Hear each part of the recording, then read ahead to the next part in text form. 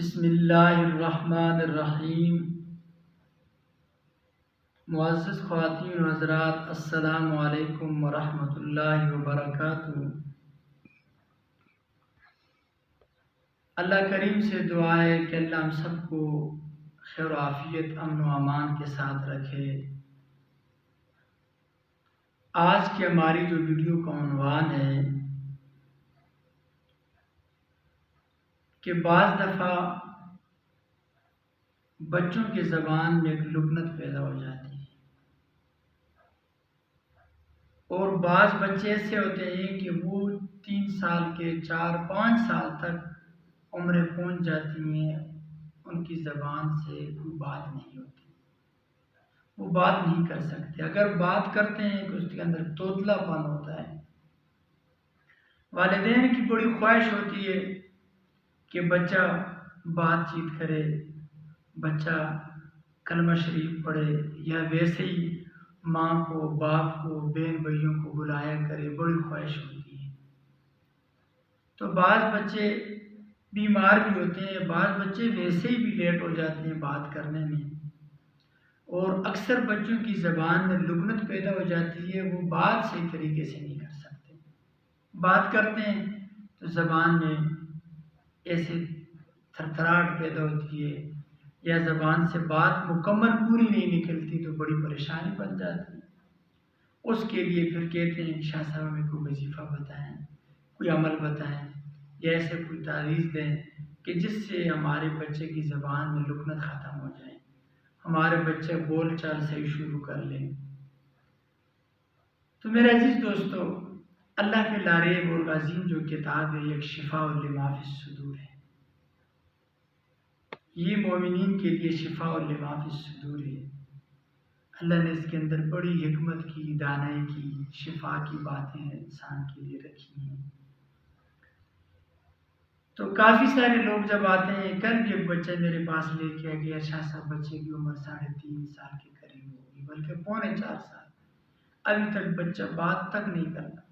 حالانکہ سنتا ہے، سمجھتا ہے، ڈاکٹری رپورٹیں ٹھیک ٹھاک ہیں، لیکن پھر بھی بات نہیں کرتا۔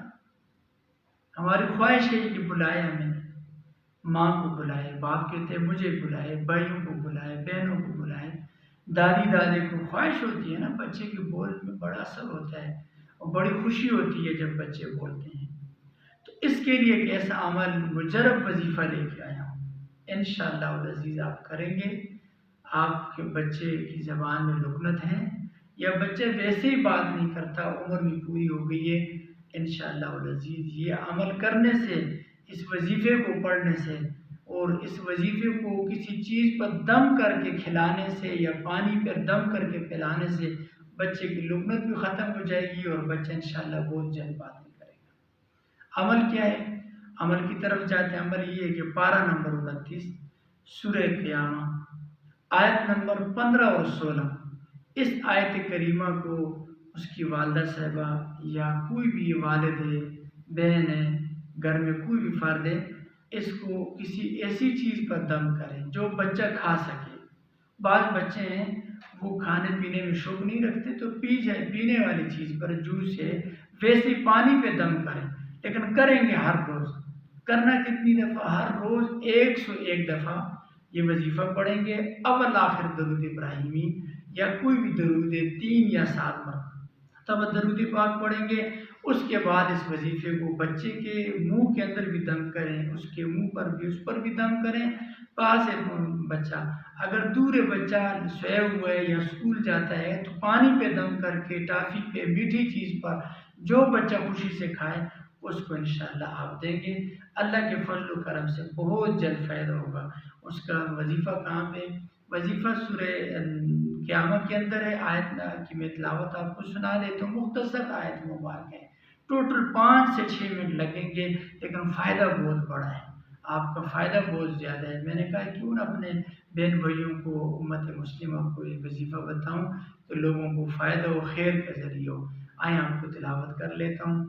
اعوذ باللہ من الشیطان الرجیم، بسم اللہ الرحمن الرحیم، لا تحرک به لسانك لتعجل به لا تحرك به لسانك لتعجل به لا تحرك به لسانك لتعجل به صدق اللہ العظیم.